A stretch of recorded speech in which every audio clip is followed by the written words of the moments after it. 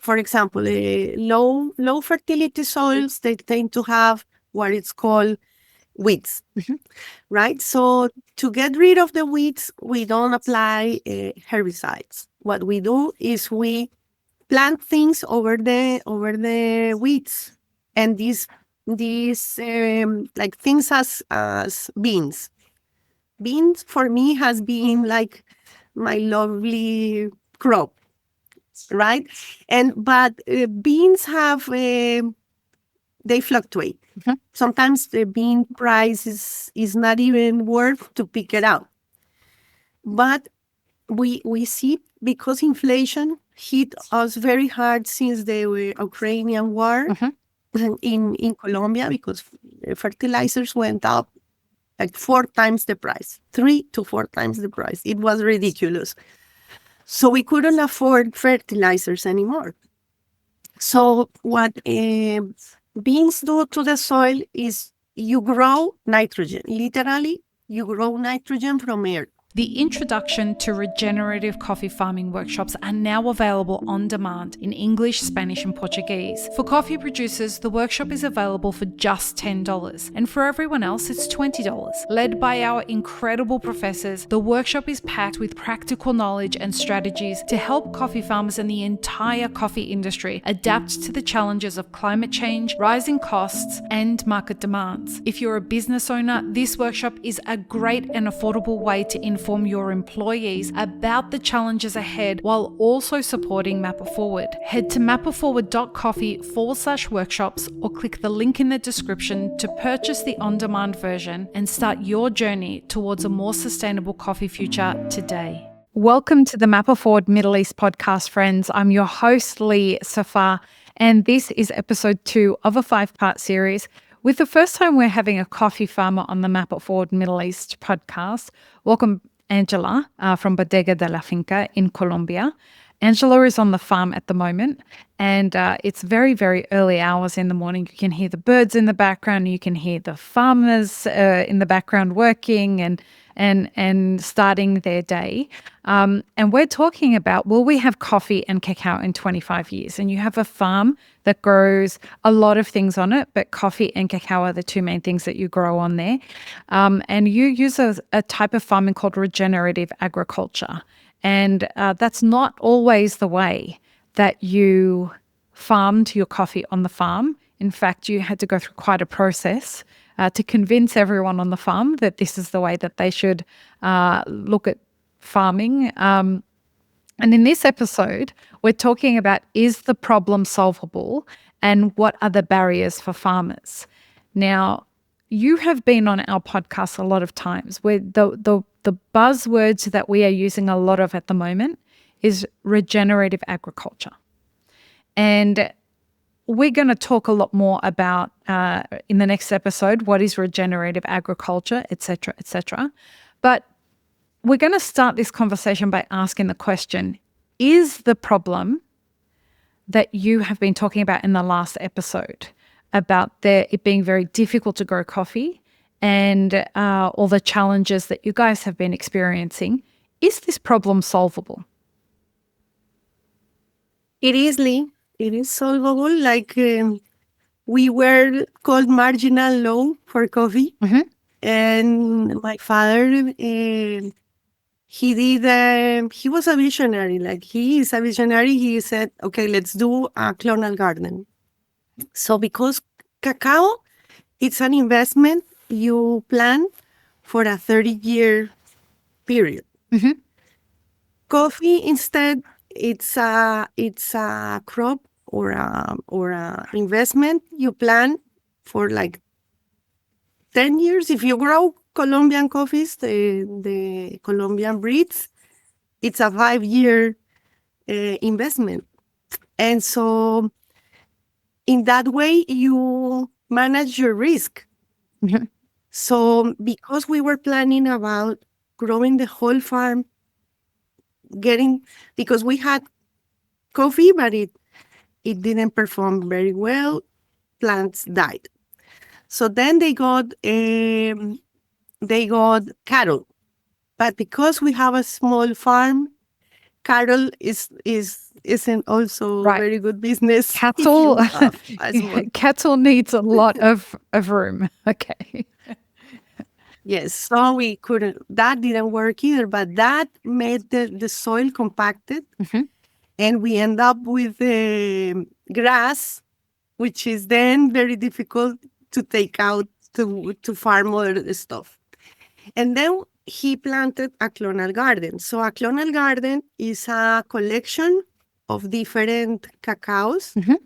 because in my area, 10 years ago, people didn't have any cacao. Right now, they are beginning to have, but 10 years ago, we were pioneers on this.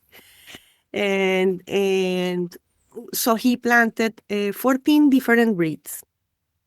And so because cacao is a more longer investment, it's also, uh, I think it needs to have more money to get into the plantation. So we are talking about trees that they cost from $2 to $3 Mhm. if they are a good breed. Or if you have more than the conventional, like a CCN 51, which is the traditional Ecuador breed, we're talking about $1 a tree. And we plant in a hectare about 1,000 trees. So do the numbers, like only the trees, the material, it's some money you have to put up front, and this is going to impact what you grow to the future, because cacao it needs grafting. Mhm. So you plant like a father tree, and then you graft the clone you want to breed. So there's a root stock, correct? So you have the root, and then you have the Fruit stock. clone you breed Right. in yes. And so the other thing about cacao is it's I think it requires more knowledge as a farmer side. Right. So to the migrating from coffee to cacao, for us was a difficult road, because there were many things we didn't know. So about what father one you brew, if that is compatible with your area, and then the cacao itself, it's pollinized. They are not pollinized by bees. They have a little bug called Forsyponia, which is like a mosquito. It's literally a mosquito. And cacao has some trees are compatible with others. So the way I see it is like they don't breed together. And you need to have that knowledge before you plant. Right. Otherwise, they are not gonna. You're not going to end up with fruit. They are not. Can we let's take a step back and fill in some gaps for people who might not know anything about coffee farming and cacao farming at all? Just some basics. From the time I plant a coffee tree to the time I can see some fruit, how long is that? So it's 2 years. Okay. What about for It's 2 cacao? years. For cacao, in my area, we have collections from the 3rd year, but because we find the climate, it's very good for cacao. But some areas, people begin having the first crop at the 4th year, and this first crop, it's you don't really get good numbers Right. from the 3rd year. It's on the 4th year you begin to have numbers. So cacao for us meant we had to have cash crops all the way until the 3rd year. And this is the So part that people might we've not been understand. I'm sorry to interrupt you there, Angela. This is the part that people might not understand about coffee farming, is that there are on years and off years. There is long periods of time if you have to stump the tree, like cut it down, or you have to replant because a whole bunch of trees got damaged. It's not like with soy or with corn where you get a harvest the same year that you plant the tree. You have to wait some time before you get a harvest, right? Exactly. So what we do is every new plantation we do, we have 3 to 4 other crops that give us cash crop. So, for example, for coffee, we did chia planting on the intercropping. We did chia planting, we did banana, we did plantain, we did yuca. Yuca is like Like a it's sweet a root. potato, like a sweet And potato, right? it's like a sweet potato, yes. And I also have medicinal plants. And so these also can be crop. And so at the end of the year, you need to have a cash crop to keep you alive. Otherwise, you end up like getting your savings, or if you get like a credit.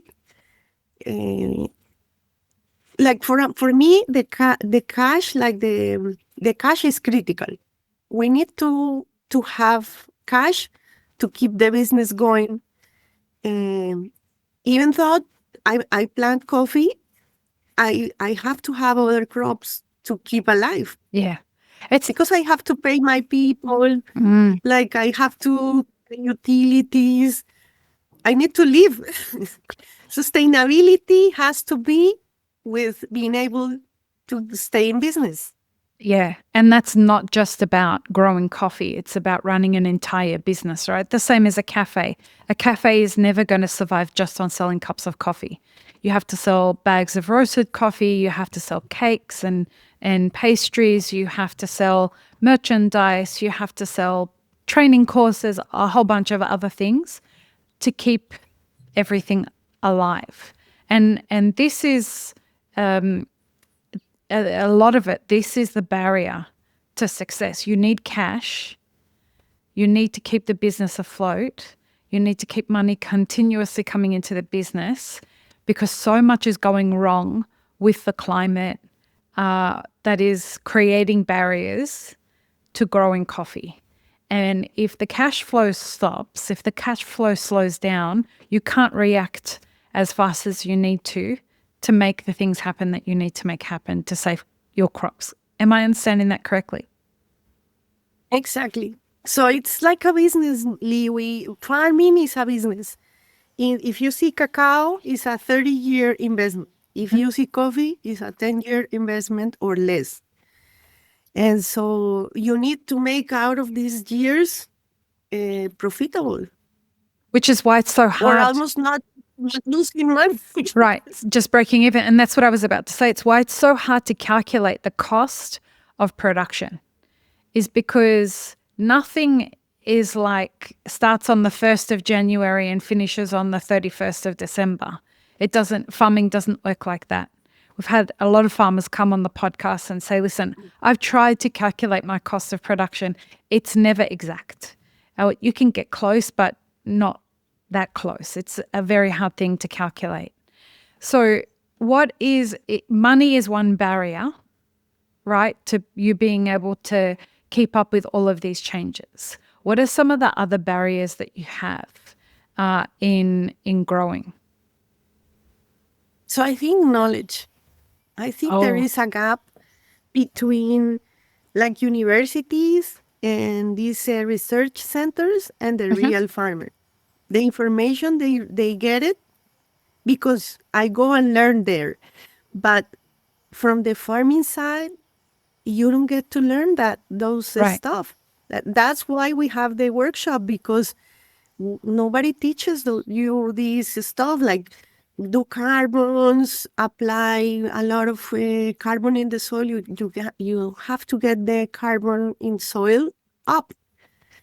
If you have low carbon in soil, you can't hold water. Right. And this is expensive. So people think the solution for climate change, like for a drought, is getting irrigation system. So these fancy farmers, they buy fancy irrigation systems, very expensive ones. At the end of the first year, you don't have water, Yeah. not even for the families. You have this very, like, we had a 2-year drought, and we had water only 1 hour in the morning between 5 a.m. and 6 a.m., and then 1 hour between 6 p.m. and 7 p.m. That was it. Wow. Wow. So people fight over water with agriculture. Yeah. Or you feed the people or you put water on the crops. Isn't it easier to put organic matter and hold the water when it rains? Yeah. Yeah. And we have been teaching, by we, I say, Mapper Forward, and a select group of professors that we have. Angela is one of them, where we teach about regenerative agriculture. We create a platform where you can learn about this carbon that Angela is talking about. It's called biochar. And you can find all those workshops available on our page. There's links in the show notes. mapperforward.coffee/workshops. You can go there and you can find all this information. But this lack of knowledge and the lack of understanding the role that something like biochar can play in allowing you to extend the shelf life of your water, if there is a drought, is something that is one, like we were saying, a barrier. But I wonder, do you think that if people don't get this knowledge, do you think that we can still solve the problem of the fact that we have not enough coffee available? I don't think so. And especially in cacao, we have seen it. Like, it's been over $7,000 the ton. Mm-hmm. And it hasn't changed. We have like 2 years. This is going to be the 3rd year. Yep.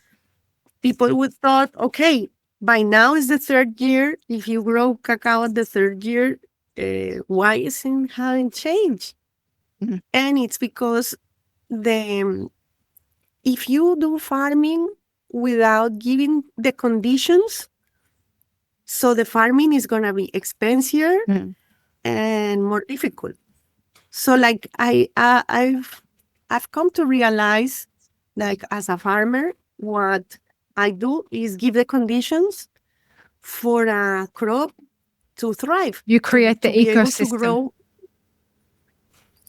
Yeah, and the conditions means, like, see the soil, test the soil, and change if you need anything like mineral on that soil to unblock it, put organic matter.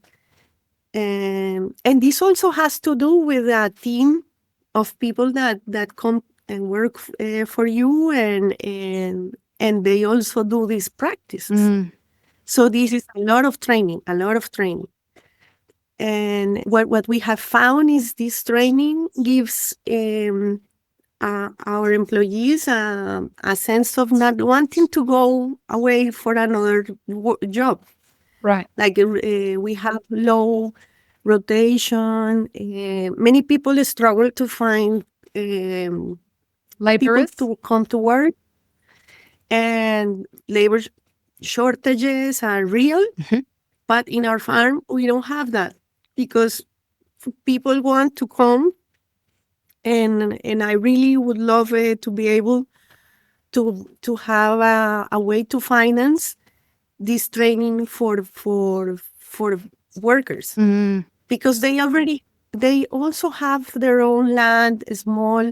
Right. They also have this family land, they still own it, and it's so beautiful. They show me pictures. Look, we grow these with carbon and ash. Look how beautiful it is. And nobody teaches you this. Right. They tell you have to buy a bag of fertilizer, and so over the expense of buying the trees, the material, you have to buy fertilizers to get a crop going. but we do a farming that uses minerals, microbiology, and we use liquid microbiology, and we use solid, that is amendments. And so our system of costs and everything is very different. And Like go ahead. we don't use pesticides. We plant oregano, for example. Right. So we plant oregano, and the oregano smells bad, and bugs, Don't they come. don't mess with they don't come. So, but that oregano is also a cash crop we use. Yeah. You can sell it. You can use it for food. You can do a whole bunch of stuff. Before we end this series, I want, you've said this on the Global Podcast, but what I did want to let you know, folks, you might not know that Angela's farm is unique in the area because most farmers get their food from a supermarket instead of growing their food. Angela's farm, actually let you explain it, Angela. So because we need to grow these cash crops, we also grow things that may change our soil. So, for example, low fertility soils, they tend to have what it's called weeds, right? So to get rid of the weeds, we don't apply herbicides. What we do is we plant things over the weeds, and these like things as beans. Beans for me has been like my lovely crop, right? And but beans have they fluctuate. Sometimes the bean price is not even worth to pick it out. But we see, because inflation hit us very hard since the Ukrainian war in Colombia, because fertilizers went up like 4 times the price, 3 to 4 times the price. It was ridiculous. So we couldn't afford fertilizers anymore. So what beans do to the soil is you grow nitrogen. Literally, you grow nitrogen from air, and you get away with the weeds. So it has a double purpose. You get out the cost of doing the weeds. You can keep it up to 3 to 4 months an area without needing to have a mechanical Labor. like cutting the weeds. And it also gives you food, and it also holds the nitrogen in the soil from the earth. You grow the nitrogen. So we tell the people, like, if you want to harvest the beans, you can take all the beans you want. And so the people that work for me, I don't pay more. Like in my area, we have a lot of tourists, and we have a lot of hotels, and so it's like a service industry. Ecotourism. People get paid. Yeah, they get paid larger wages than in the rest of Colombia. And so because I was doing the planting and all of that, I couldn't afford to pay expensive wages. So, but they have this, I see it like a non-wage kind of Compensation. wage compensation. And so we have abundance of food. Yeah. And so we grow, we have onions, we have cilantro, we have medicinal plants. If anyone has somebody ill, we cut the medicinal plants, they take them with them. We have also the beans. And the yucca. So, and the yucca and all of that. So you can feed a family on what we harvest. Yeah. Yeah. And most other families are buying food from supermarkets, right? So all of their wages going to feed their families, and whereas your employees don't have to spend their money on that. And this is something that I found kind of shocking, right? Like, how come farmers are spending money at the supermarket on food? It doesn't make any sense. Yeah, it doesn't make sense, but it's because it's people have this sense it's expensive to grow food because you need fertilizers and you need inputs, you need all of that. But when you make your amendments, your costs change because you do a circular economy, and you take all the residue and you out of that you become that a source, like an amendment to grow coffee, to grow food. And we call this process regenerative agriculture, right? And this leads us into our next episode, where we're going to actually go deeply to help you understand what regenerative agriculture is, folks, and the role that it's playing in solving the problem, not just from the perspective of it gets to feed people, right? And that is a really, really great byproduct of regenerative agriculture, but it's not the main reason that regenerative agriculture is the future for coffee farming. So join us for the next episode. Peace, love, and peanut butter. Have an amazing rest of your day.